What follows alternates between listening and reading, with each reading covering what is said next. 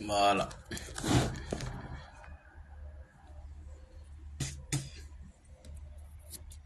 Bonjour, bonjour, bonjour, bonjour, bonjour, chers tous. Voilà. Nous sommes à notre troisième apparition sur l'appel du président Gbagbo. Je n'en fais pas trop, mais je sais pourquoi je vais insister sur cette affaire-là. Moi, je vous ai dit que je ne fais rien au hasard. C'est au pied du mur on voit le vrai maçon. Parce que moi, je veux la clarification. Je veux vraiment la clarification. Il faut que tout soit clair entre nous.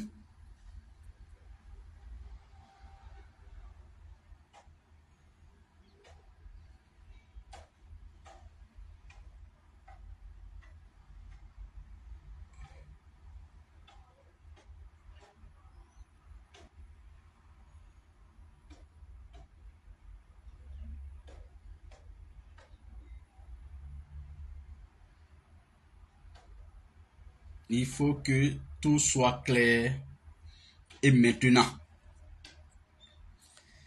Alors, bonjour Abdoulaye Kone, comment tu vas? Ça va bien? Le président Gbagbo Laurent a lancé un appel le dimanche dernier. L'appel dans lequel il prétend ouvrir ses bras, ses ailes, pour embarquer tous les autres partis où tout Ivoirien est pris de paix, de dialogue, de justice et qui ne veut plus voir le régime du RHDP nous gouverner au-delà de 2025.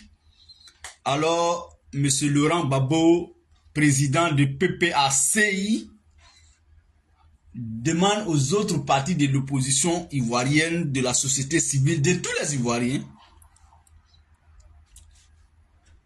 à le rejoindre. Hier et avant-hier, j'ai lancé aussi l'appel, j'ai soutenu cet appel, j'ai appelé les autres à clarifier leur position. Ce matin, on va aller au questionnement. Ça, c'est les 2 jours, c'était la forme. On n'était pas encore entré dans le fond du débat. Sans état d'âme, sans émotion, parlons maintenant de la forme de cet appel, du fond de cet appel-là. Parce que là-dedans, le président Gbagbo a dit beaucoup de choses, d'autres choses. J'ai briefé ça hier, ben je vais suffisamment m'élargir un peu sur ça aujourd'hui. Quand le président Gbagbo Laurent, dans cet appel, il dit, et je cite, « Je veux pas de roubladisme. Je veux de la sincérité. On va discuter sincèrement, franchement. Selon vous, est-ce que c'est à dessein? Selon vous, est-ce que il y a des sous-entendus? Est-ce qu'il y a des non-dits dans ça? Parce que si moi j'appelle par exemple mon ami Parigo ou Ahmed Konaté pour dire « Allô, Ahmed, comment tu vas? Bon, d'accord, tiens, bon, moi, honnêtement, je veux qu'on se parle.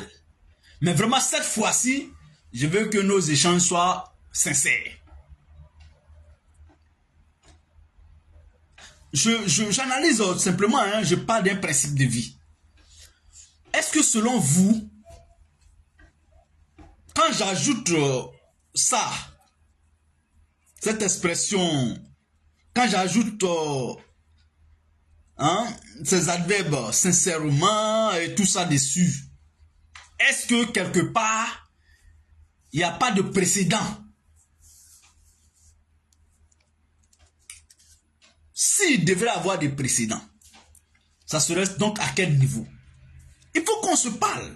Il faut que tout soit clair, quoi. On veut se retrouver autour d'une table de discussion Mais la base de tout accord politique doit être vraiment sincère. Il doit être clarifié dès le départ. Est-ce que c'est une alliance idéologique? Est-ce que c'est une alliance purement et simplement électoraliste? Est-ce que donc c'est une alliance bon voilà contre nature, tout ce qu'on va. Il faut que tout soit au départ clair. J'ai toujours pris l'exemple d'ici en France. Je vais répéter ça ce matin. Le Parti socialiste, c'est un parti de gauche. La LFI, la France insoumise de Mélenchon, est un parti de gauche.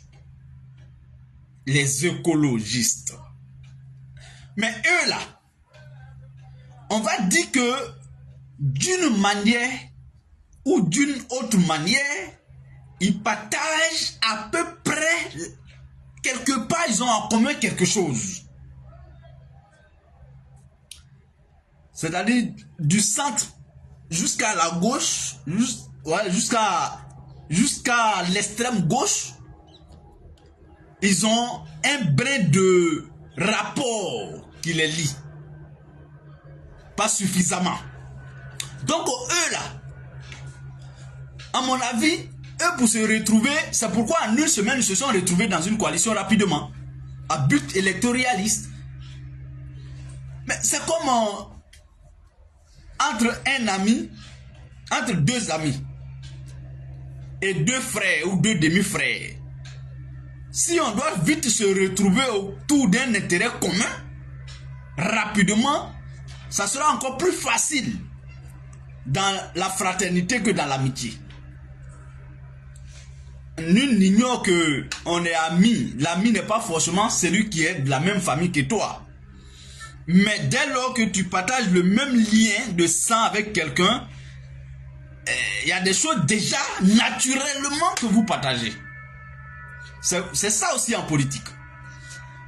Mais quand le président Gbagbo insiste sur ce fait-là, parce que moi, je me suis assis et dit, bon, en 2020, il y a eu une alliance très forte de l'opposition ivoirienne. Et je prends toujours ça comme référence. Sous la roulette, sous la présidence du président Feu Henri Konan Bédié. Et dans cette alliance qu'on appelait CDRP, je crois que c'est ça, CDRP, Coalition pour la réconciliation, CDR, pour la démocratie et la paix. Voilà, c'était ça. Mais on a vu, dès qu'un petit obstacle s'est posé sur le chemin, l'alliance a été disloquée tout de suite. C'est-à-dire quoi? Quand on est allé aux élections, Bédié a sacrifié sa candidature. Afin N'Guessan a sacrifié sa candidature. Ça veut dire quoi?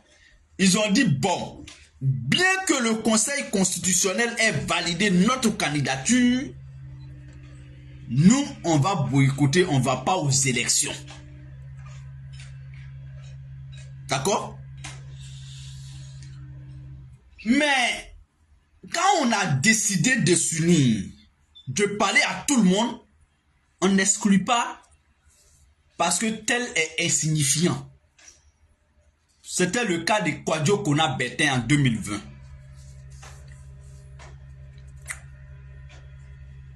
Moi, je sais que les dirigeants de cette coalition-là ont trouvé Kakabe tellement insignifiant qu'il ne fallait pas accorder le moindre crédit à Kakabe. Il n'a qu'à faire ce qu'il veut. Ils n'ont pas discuté. En tout cas, je n'ai pas vu d'acte posé vis-à-vis de Kakabe. Mais en politique, là, rien n'est insignifiant. Et c'est la candidature de Kakabe qui a validé Ouattara. À ce moment-là, vous croyez très fort, est-ce que l'objectif a été atteint? L'objectif n'a pas été atteint. Et dans cette coalition, il y a eu des malhonnêtetés. Les gens n'étaient pas sincères les uns avec les autres. Je vais poser ce débat. Le président Gbagbo qui parle aujourd'hui d'alliance, de coalition, d'ouverture, de discussion avec les autres. Oui, c'est parce qu'il est en Côte d'Ivoire. Dans CDRP de Bédié là, le camp du président Gbagbo, EDS, je crois que c'était ça, il y était. Mais on a vu qu'ils ne sont pas allés au bout de la lutte. Le président Gbagbo avait donné son accord par rapport à cette alliance. Mais le président Gbagbo n'a pas été suffisamment rigide, solide dans l'aboutissement de ce combat. Et oui, parce que justement, il était hors du territoire. Avait-il, je vais dire, intérêt à ce que le pouvoir bascule dans la main de cette opposition qui sera dirigée par Bédié? Ou il souhaiterait d'abord rentrer en Côte d'Ivoire, se restructurer et puis véritablement engager une bataille électorale? Moi, c'est mon petite analyse. Le président Gbagbo n'a pas suffisamment été lourd, solide. Et on attendait véritablement sa solidité. Il a donné son point de vue. On va dire qu'il n'était pas en pays, mais on peut rester, même en prison, même à l'extérieur, pour peser dans le débat politique un homme comme le président Gbagbo Laurent. Mais ça, c'est derrière nous. Mais c'est tout ça qui fait que j'ai dit qu'il y a un précédent. Et c'est tout ça qui fait que j'ai dit qu'il y a quelque chose encore. En tout cas, le président Gbagbo Laurent a lancé l'appel. Et dans son appel, il a été clair. Ah, ça, il faut qu'on se le dise. Il dit, sans vous le dire, moi je veux faire une coalition. Je veux faire un rassemblement. J'ouvre mes bras. J'autorise mes collaborateurs à discuter. Je vous appelle à me rejoindre. Les mots sont bien choisis. Hein? Le président Gbagbo, dans cet appel, il est clair. Hein? Il dit, si tu viens, c'est mes conditions-là que tu dois accepter. Il dit, si tu acceptes de venir vers moi, là, en tout cas, c'est moi, mes conditions que toi, tu vas accepter pour être dans ma coalition. Bon, est-ce que déjà, ça va? Parce que on parle de sincérité, on parle de franchise, on parle d'honnêteté. Mais est-ce que ces mots-là déjà font pas réfléchir deux fois? Parce que sinon, l'appel à un rassemblement de toute l'opposition ne doit pas faire réfléchir. On doit courir vous venir. Parce qu'on a décidé d'être dans l'opposition. Et vous verrez dans toutes les démocraties du monde, l'opposition doit toujours rester solide, unie face à un régime. Surtout un régime comme celui du président Ouattara. De toute façon, en 2020, l'opposition n'a pas pu tenir ses propres engagements vis-à-vis de ses militants et de la Côte d'Ivoire. Je vais le dire haut et fort. Pour quelqu'un qui a refusé d'aller aux élections présidentielles, quelques 2 ou 3 mois après, décide d'aller aux élections législatives. Quelque chose n'a pas fonctionné. Ça va pas. C'est trop vilain. Moi, je n'ai pas compris ça. En octobre, le président Bédié a refusé d'aller aux élections présidentielles. Et pourtant, le Conseil constitutionnel avait validé sa candidature. Afin Sassou Nguessan a refusé d'aller aux élections présidentielles. Et pourtant, le Conseil constitutionnel avait validé sa candidature. En mars 2021, 6 mois après, pendant tout ce temps, ils ont mis en place une coalition. Pendant des années, on a lutté, on a fait des meetings ensemble, conjoints, partout sur le territoire, même ici dans la diaspora. Pendant longtemps. En quelques 6 mois, cette coalition s'est effondrée. Ils sont allés souvent à rang dispersé dans des localités où ils ont perdu aux législatives. Ils sont venus nous dire qu'il fallait aller aux élections législatives pour être majorité à l'Assemblée nationale. On leur a dit c'est impossible. Ne nous matez pas comme ça de façon flagrante. On ne peut pas l'accepter, l'admettre, on ne peut pas avaler ça. C'est impossible que vous arrachiez la majorité à Alassane Ouattara, sachant bien qu'il est lui-même président du Conseil constitutionnel, qu'il est lui-même président de la commission électorale indépendante. Vous passez par où pour gagner Ouattara? Toutes vos revendications ont été jetées. Vous gagnez comment? C'est pourquoi vous avez refusé d'aller à la présidentielle. La même chose demeure. Vous partez où? Vous partez où en ce moment? On a fait ce combat. Ils sont encore là-bas. Qu'est-ce qui a changé? Rien. On va même du mal au pire. Tous les jours. Rien ne change. Ils n'ont aucune parole. Ils ne peuvent pas broncher à l'Assemblée nationale. Si quelque chose devrait changer, on ne parlerait plus aujourd'hui de l'inscription du président Gbagbo Laurent sur la liste électorale. Si tant est que aller à une élection législative pouvait tout changer dans une démocratie comme celle de Ouattara, aujourd'hui, on ne mènerait plus le combat d'inscrire le président Gbagbo sur la liste électorale. Puisque à l'Assemblée nationale, les députés peuvent transformer cette décision de justice en amnistie générale. Ils sont là-bas. Ils ont des groupes parlementaires, mais ils font rien. Ils n'ont rien fait, en tout cas jusqu'à preuve du contraire, pour que le président Gbagbo soit inscrit sur la liste électorale à travers une loi d'amnistie. Je n'ai pas souvenance qu'un seul député de l'opposition a introduit à l'Assemblée nationale un projet de loi d'amnistie. Et c'est pour tout ça qu'ils nous ont dit qu'ils partaient. Quand on est quitté dans ça, on veut nous dire de reprendre encore quelque chose similaire. Donc forcément, il faut qu'on se parle dans le fond.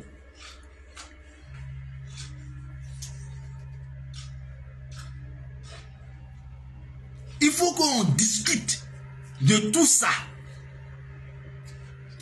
En tout cas, nous au GPS, je ne suis pas la voix la plus autorisée. Mais je sais une chose, c'est que nous on est resté sur notre posture de 2020 jusqu'à aujourd'hui. Ça c'est pour rassurer le président Gbagbo que nous là, face à Alassane Ouattara, parce qu'il faut relativiser les choses. Nous au GPS, il n'y a pas plus honnête dans le combat politique de l'opposition ivoirienne que nous au GPS. On a fait notre preuve. Et la plus belle femme au monde ne peut donner que ce qu'elle a. Pas plus que ça. C'est sa beauté qu'elle offre à tout le monde. Dès qu'elle sort, oh, c'est ça. Nous, on ne peut que offrir à l'opposition ivoirienne notre dos. On l'a fait suffisamment. On est même encore prêt à le faire. Mais jusqu'à quand? On va continuer à nous taper dessus. Il y a des partis de l'opposition même qui appellent pas notre nom. Parce qu'ils craignent la colère d'Alassane. Ça devient compliqué. En tout cas, Excellence, Monsieur le Président Laurent Gbagbo, on a compris l'appel. On a bien même entendu. Mais il faut que les choses soient claires dès le départ. Comme tu l'as si bien dit. On ne va pas aller... L'opposition... Moi, j'ai toujours dit que si l'opposition n'est pas unie, le pouvoir reste éternel dans la main de ceux qui gouvernent. Mais ça, c'est pas... En fait, c'est pas avec un bâton magique qu'on change tout. Hein. C'est avec des principes de combat qu'on change tout. Et les principes d'une vraie opposition, le premier principe d'une vraie opposition, c'est la solidarité, l'entraide, se donner la main, se serrer la coude, et puis foncer pour faire reculer le régime en place. C'est tout. Il n'y a pas sorcier dedans. Bon, vraiment, est-ce que cet appel trouvera un écho favorable? Je crains. J'ai des craintes. J'ai beaucoup de réserves. Je ne crois pas trop. Mais je dois vous dire honnêtement que il faut accorder le bénéfice du doute à cet appel. Je souhaite, c'est mon vœu le plus ardent, que chacun clarifie sa position. Et puis les Ivoiriens vont s'en rendre compte qui nous sommes véritablement dans ce combat vis-à-vis d'Alassane Ouattara. Nous, tout le monde hein, de l'opposition, PDCI, PPACI, MGC, COGEP, GPS, les Ivoiriens quand même ont besoin de savoir la place de chacun dans le débat politique. Toi, tu es à gauche, tu es à droite, tu es au centre, tu es où? Les Ivoiriens doivent savoir ça. On ne va plus ruser avec les Ivoiriens. Hein. C'est nous-mêmes, on va donner la force au RHDP. Parce que ne pas s'unir, c'est de léguer une partie de vos forces au régime en place. Ça, c'est clair. C'est clair. Ne pas s'unir, c'est de donner encore de l'énergie, de la force à ceux qui gouvernent. Ils ont déjà tout. L'appareil de l'État. Et si on leur donne encore une partie de nos forces, mais c'est terminé. Donc, mesdames et messieurs, chers amis, je vais ce matin mettre entre parenthèses. Pour l'instant, je vais suspendre le débat sur cet appel. Ça fait 3 jours qu'on en parle. Mais on va y revenir quand les choses vont commencer à prendre forme. On ne va pas lâcher. Parce que moi, ça m'intéresse, l'heure de la clarification. J'ai dit ça m'intéresse, cette clarification de tout le monde. Ça m'intéresse, c'est le moment.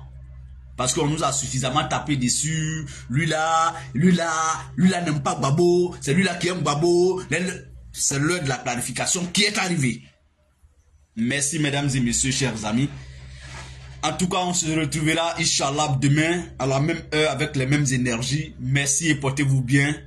Chaque chose à son temps. Excellente journée à chacun de nous. Au revoir et à très très bientôt. Merci.